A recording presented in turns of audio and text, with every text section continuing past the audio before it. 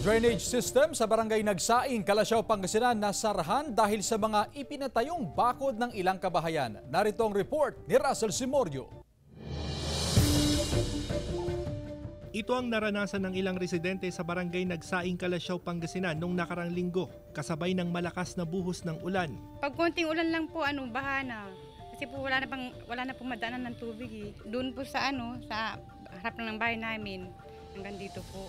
Talagang papasok na po sa bahay. Yung mga dyan ay nababaha kasi mababa dyan. Pag umulan na malakas, may tubig dyan. Kaya pala madalas at mabilis bahain ang lugar dahil sarado ang exit point ng tatlong malalaking drainage system sa barangay. Nagpatayo kasi ng bakod ang ilang residente na sumakop sa drainage system. Marami na pong nagsibakod ng mga bahay-bahay nila. Kaya yung ibang imburnal or exit ng tubig nasarahan po sa may Eco Road, sa may CQ Duldol. Yan ang problema natin pagdating ng tag-ulan. Aabot sa 80 kabahayan sa tatlong sityo ang apektado sa problema.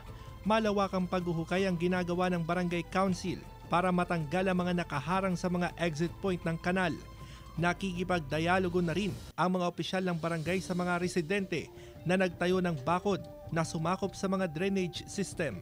Kasama si Ron Alister Tañedo, Russell Simorio, One North Central Luzon.